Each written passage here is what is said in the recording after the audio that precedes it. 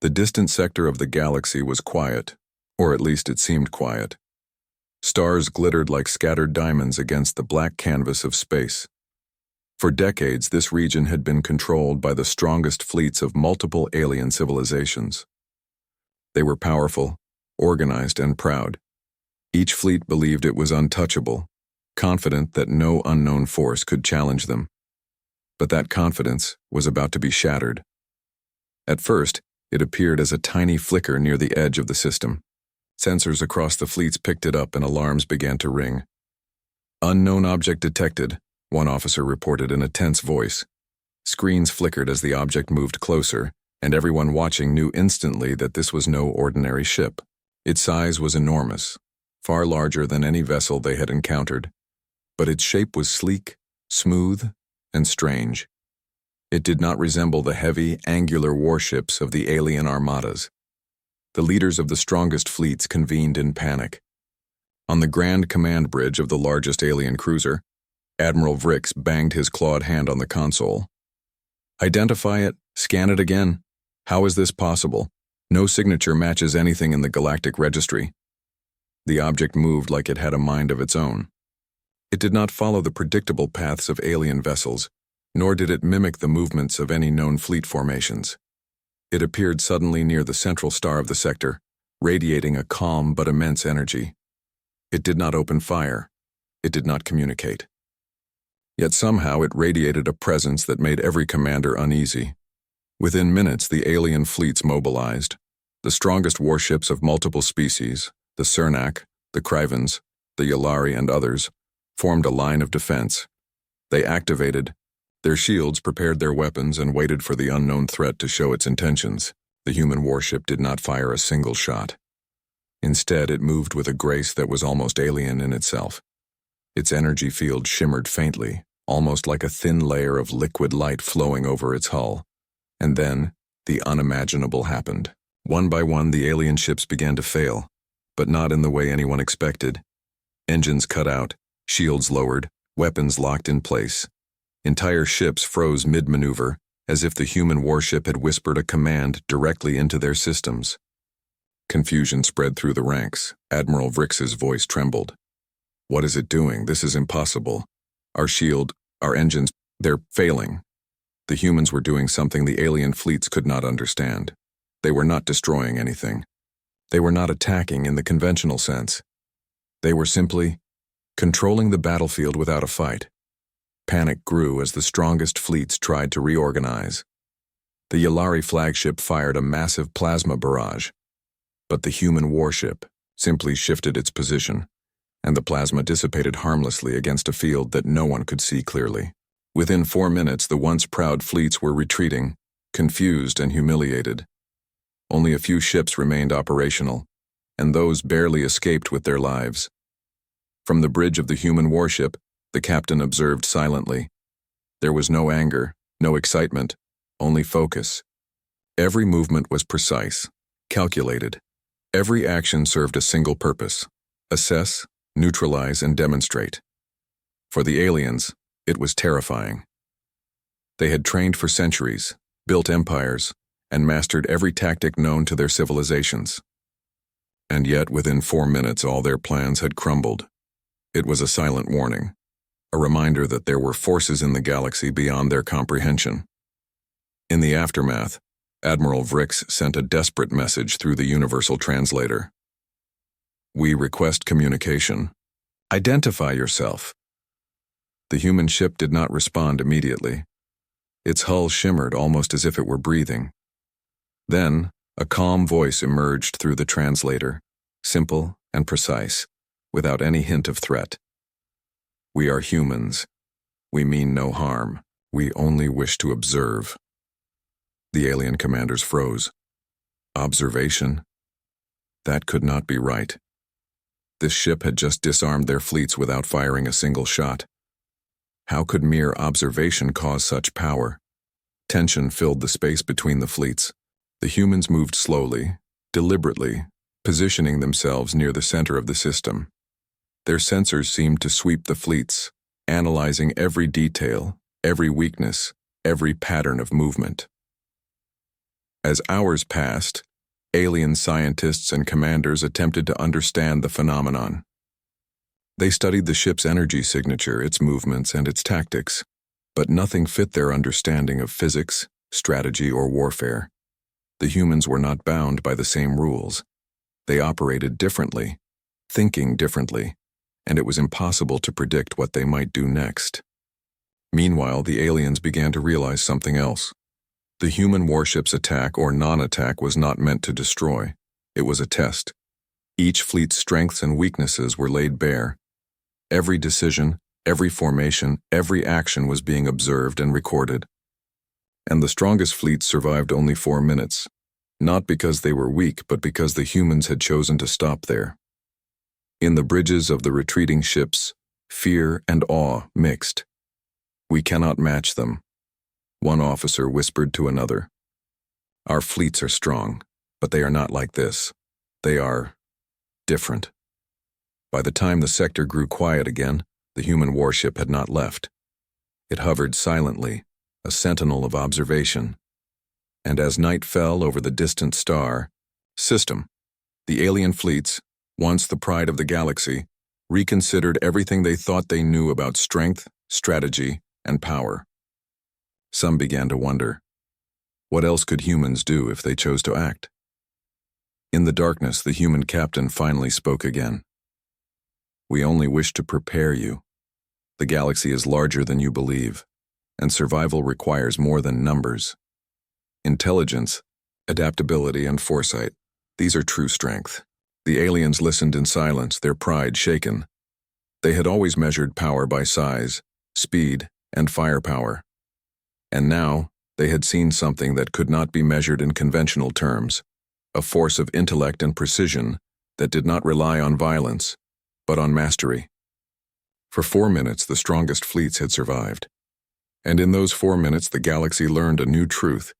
Humans were nothing like any other species they had ever faced. The alien fleets had retreated, but the echo of what had just happened hung heavy in every command bridge. Ships drifted in space, engines humming quietly as leaders and scientists alike struggled to process the impossible. Within 4 minutes, their pride, their strategies, their years of experience, all had been rendered ineffective. And yet no one had been killed. No weapons had struck. It was as if the human warship had done something no one could define. Back aboard the colossal human ship, the captain observed silently. Its hull gleamed under the star's light, lines moving like liquid metal.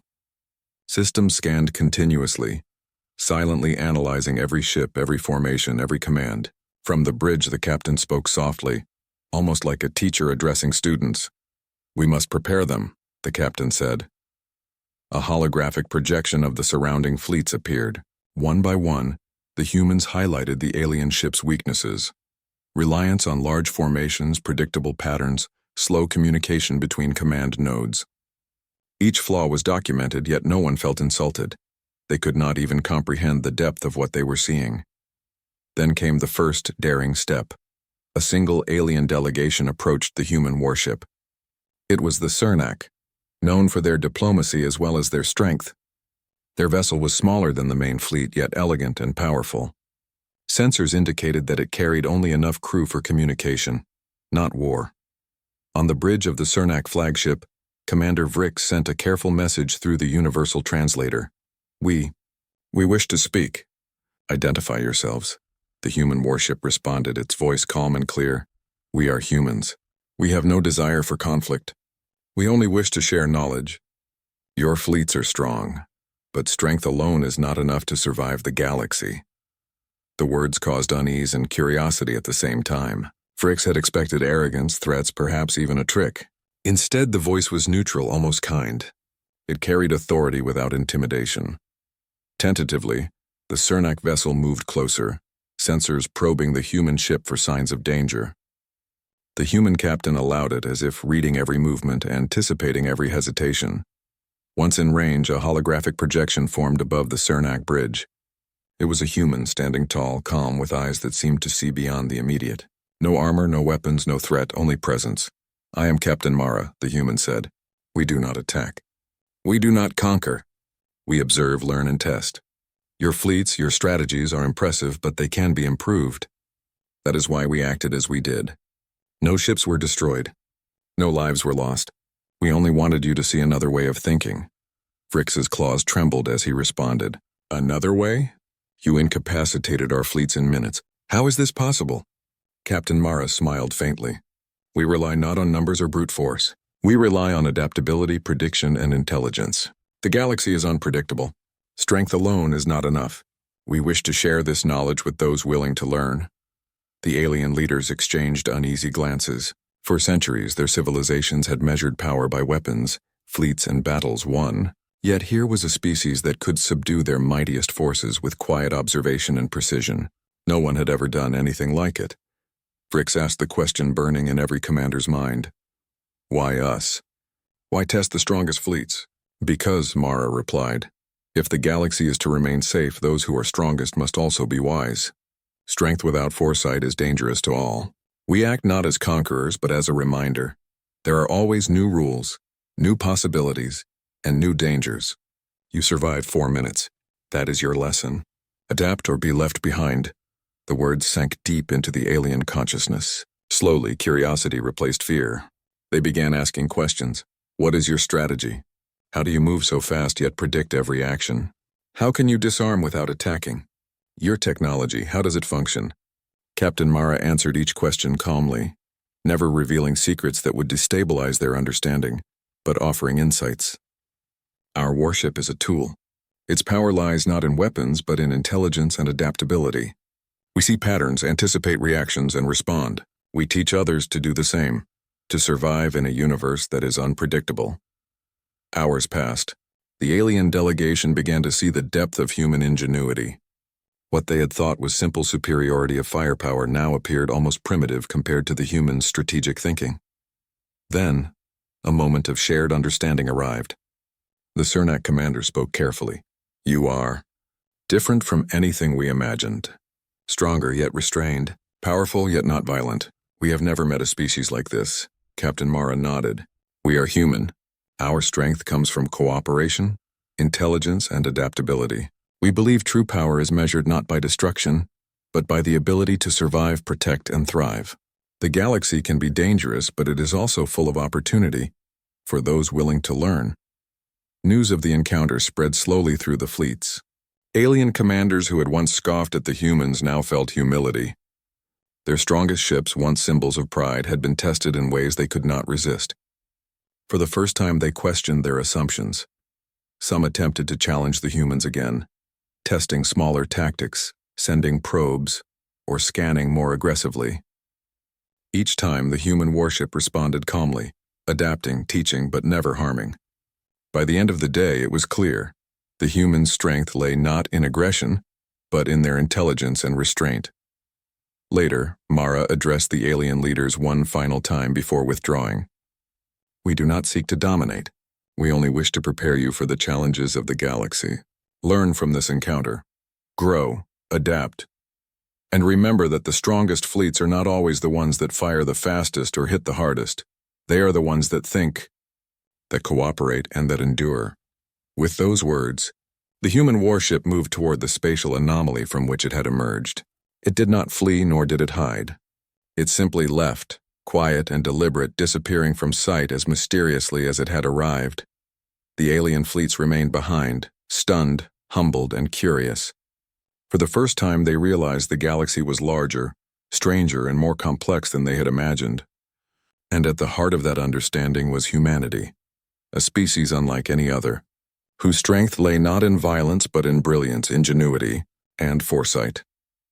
Commander Vrix watched the last shimmer of the human ship fade from sensors. He whispered to no one in particular, "We survived 4 minutes, but we have learned a lifetime of lessons. Humanity, they are beyond anything we imagined." The fleets returned to their home systems, not to boast, not to plan revenge, but to rethink, to study, and to grow. The humans had left no enemies behind, only wisdom, curiosity, and the challenge to evolve.